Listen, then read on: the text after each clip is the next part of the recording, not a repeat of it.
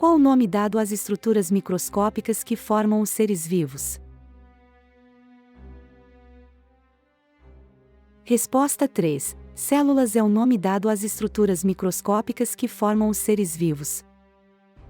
O que são organismos unicelulares? Resposta 1. Organismos unicelulares são organismos que precisam de uma única célula para viver. Exemplo: bactérias e leveduras.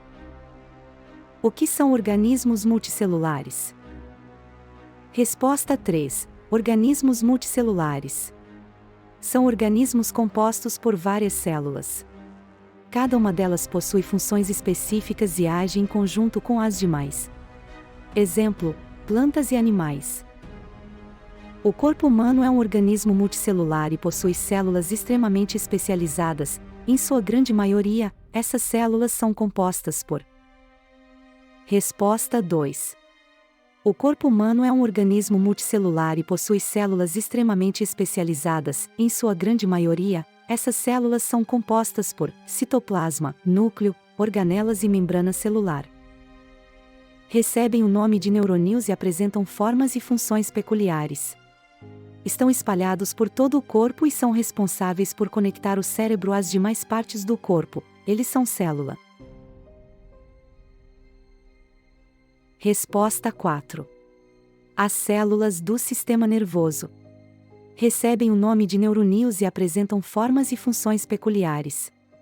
Estão espalhados por todo o corpo e são responsáveis por conectar o cérebro às demais partes do corpo. As células cardíacas, presentes no coração, as lisas, presentes em alguns órgãos internos, e as esqueléticas, formam os tecidos ligados ao esqueleto. São responsáveis pelos movimentos voluntários e involuntários do nosso corpo. Elas são células. Resposta 1. As células musculares são as células cardíacas, presentes no coração, as lisas, presentes em alguns órgãos internos, e as esqueléticas, formam os tecidos ligados ao esqueleto. São responsáveis pelos movimentos voluntários e involuntários do nosso corpo.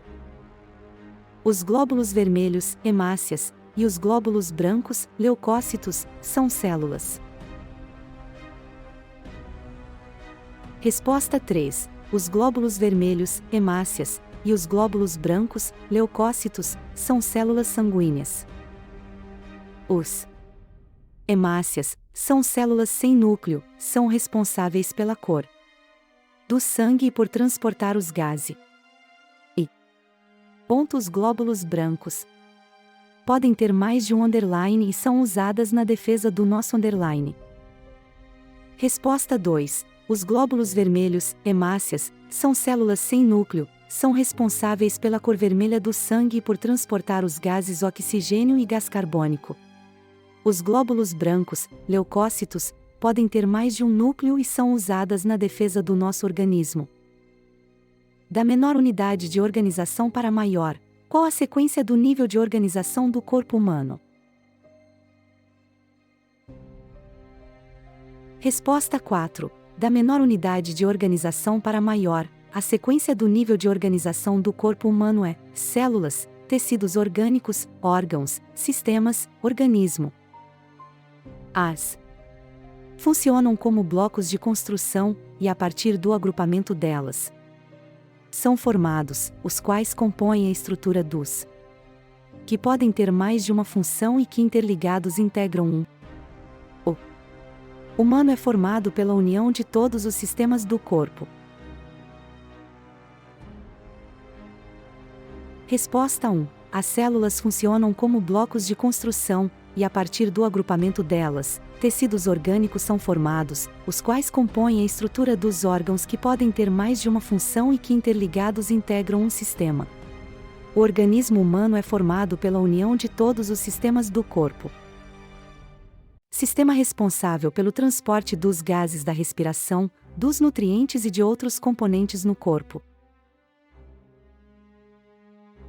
Resposta 3. O sistema circulatório é responsável pelo transporte dos gases da respiração, dos nutrientes e de outros componentes no corpo.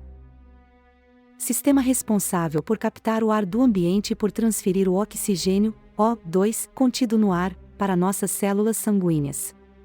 Ele também elimina o gás carbônico, CO2, produzido no corpo. Resposta 2. O sistema respiratório é responsável por captar o ar do ambiente e por transferir o oxigênio, O2, contido no ar, para nossas células sanguíneas. Ele também elimina o gás carbônico, CO2, produzido no corpo. Sistema responsável pelos movimentos, voluntários e involuntários, das partes do corpo.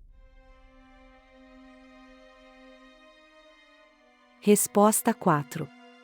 O sistema muscular é responsável pelos movimentos, voluntários e involuntários, das partes do corpo.